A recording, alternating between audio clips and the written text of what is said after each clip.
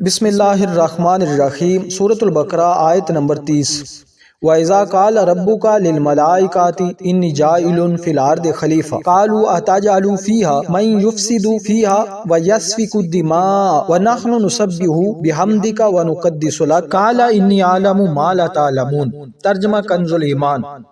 اور یاد کرو جب تمہارے رب نے فرشتوں سے فرمایا میں زمین میں اپنا نائب بنانے والا ہوں، بولے کیا ایسے کو نائب کرے گا جو اس میں فساد پھیلائے اور خون ریزیاں کرے، اور ہم تجھے سراہتے ہیں، تیری تسبیح کرتے ہیں اور تیری پاکی بولتے ہیں۔ فرمایا مجھے معلوم ہے جو تم نہیں جانتے۔ تفسیر صراط الجنان۔ وَإِذَا قَالَ رَبُّكَ لِلْمَلَائِكَةِ، اور جب تمہارے رب نے فرشتوں سے فرمایا، حضرت آدم علیہ السلام اور فرشتوں کے واقعات پر ضمنی تبصرے سے ایک مرتبہ آیات کی روشنی میں واقعہ ذہن نشین کر لیں۔ واقعہ کا خلاصہ: اللہ تعالیٰ نے حضرت آدم علیہ السلام کی تخلیق سے پہلے فرشتوں سے فرمایا کہ میں زمین میں ایک ایسا خلیفہ بنانے والا ہوں۔ اس پر فرشتوں نے عرض کی، اے اللہ عز و جل، کیا تو زمین میں اس کو نائب بنائے گا جو اس میں فساد پھیلائے گا، خون بہائے گا، حالانکہ ہم ہر وقت تیری تسبیح و تحمید کرتے ہیں، یعنی تیری خلافت کے مستحق ہم ہیں۔ اللہ تعالیٰ نے فرمایا جو مجھے معلوم ہے وہ تمہیں معلوم نہیں۔ پھر اللہ تعالیٰ نے حضرت آدم علیہ السلام کی تخلیق کے بعد انہیں تمام چیزوں کے نام سکھا دیے، اور پھر ان چیزوں کو فرشتوں کے سامنے پیش کر کے فرمایا کہ اگر تم اس بات میں سچے ہو کہ تم ہی خلافت کے مستحق ہو تو ان چیزوں کے نام بتاؤ۔ فرشتوں نے یہ سن کر عرض کی، اے اللہ عز و جل، ہمیں تو صرف اتنا علم ہے جتنا تو نے ہمیں سکھا دیا، ساری علم و حکمت تو تیرے پاس ہے۔ پھر اللہ تعالیٰ نے حضرت آدم علیہ السلام سے فرمایا، اے آدم تم انہیں ان تمام اشیاء کے نام بتا دو۔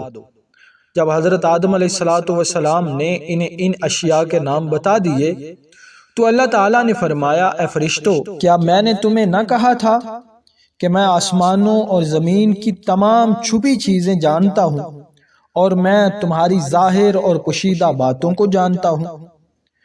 انی جاعل فی الارض خلیفہ، میں زمین میں اپنا نائب بنانے والا ہوں۔ خلیفہ اسے کہتے ہیں جو احکامات جاری کرنے اور دیگر اختیارات میں اصل کا نائب ہوتا ہے۔ اگرچہ تمام انبیاء علیہ السلام اللہ تعالیٰ کے خلیفہ ہیں، لیکن یہاں خلیفہ سے حضرت آدم علیہ السلام مراد ہیں، اور فرشتوں کو حضرت آدم علیہ السلام کی خلافت کی خبر اس لیے دی گئی کہ وہ ان کے خلیفہ بنائے جانے کی حکمت دریافت کریں اور ان پر خلیفہ کی عظمت و شان ظاہر ہو جائے کہ ان کی پیدائش سے پہلے ہی خلیفہ کا لقب عطا کر دیا گیا ہے، اور آسمان والوں کو ان کی پیدائش کی بشارت دی گئی۔ فرشتوں سے مشورے کے انداز میں کلام کرنے کا سبب کسی سے مشورے کی حاجت ہو، البتہ یہاں خلیفہ بنانے کی خبر فرشتوں کو ظاہری طور پر مشورے کے انداز میں دی گئی۔ اس سے اشارہ معلوم ہوتا ہے کہ کوئی اہم کام کرنے سے پہلے اپنے متحد افراد سے مشورہ کر لیا جائے تاکہ اس کام سے متعلق ان کے ذہن میں کوئی خلش ہو تو اس کا ازالہ ہو جائے، یا کوئی ایسی مفید رائے مل جائے جس سے وہ کام مزید بہتر انداز سے ہو جائے۔ اللہ تعالیٰ نے اپنے حبیب صلی اللہ تعالیٰ علیہ وآلہ وسلم کو بھی صحابہ اکرام رضی اللہ تعالیٰ عنہم سے مشورہ کرنے کا حکم دیا، جیسا کہ سورۃ ال عمران میں ارشاد باری تعالیٰ ہے، وَشَاوِرْهُمْ فِي الْأَمْرِ، اور کاموں میں ان سے مشورہ لیتے رہو۔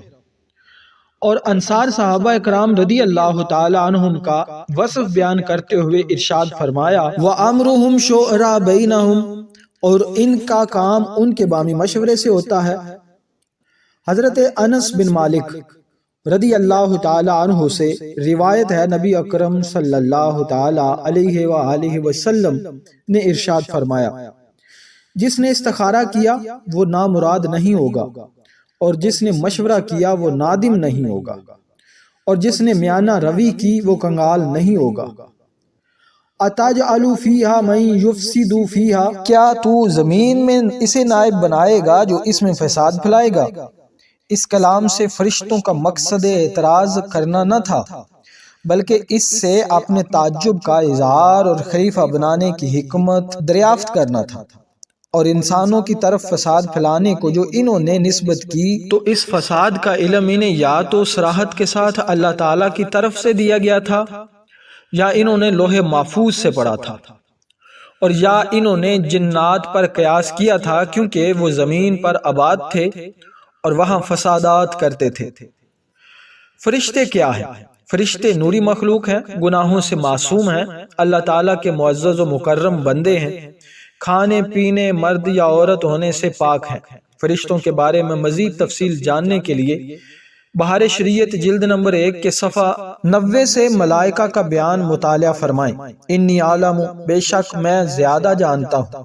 فرشتوں کے جواب میں اللہ تعالیٰ نے فرمایا کہ جو میں جانتا ہوں وہ تم نہیں جانتے، کیونکہ خلیفہ بنانے میں میری حکمتیں تم پر ظاہر نہیں۔